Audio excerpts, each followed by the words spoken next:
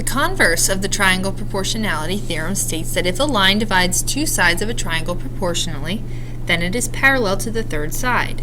So if we notice that RT, which is right here, RT, let's call that A, is to TQ, B, and that is the same as the ratio between RU and SU, then we could conclude that the lines are parallel. So you can see how that is the converse to the triangle proportionality theorem.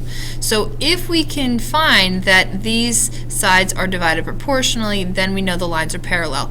And of course, because of the properties of proportions, we could also set up different proportions to check. Like, for example, if they did A over B, C over D, but we can do if TR is to UR as TQ. I don't know why that's doing this. TQ. Sometimes my pen goes a little wacky. I don't understand.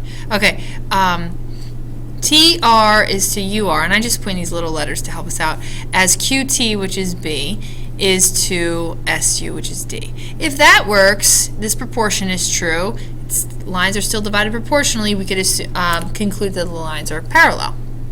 So let's look at an example. So we need to determine if, in fact, MN is parallel to GH. So what we have to do is set up one of our proportions. It's like almost assuming that the lines are parallel. How would the sides be divided proportionally? And again, there's a couple ways that we can set this up. I'm going to say 21 is to 56 as 16 is to 48.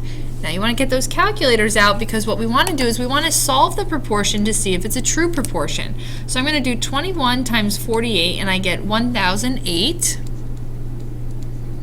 And I want to make sure that that product is equal to the product of 56 and 16.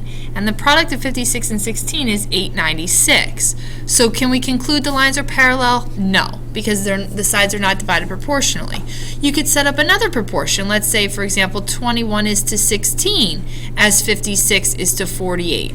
Again, you're still multiplying 21 times 48 and 16 times 56, so you're still going to get 1008 and 896. And of course, we know they're not equal, so the lines are not divided proportionally. So see how you could use the converse now to help you make conclusions about lines being parallel.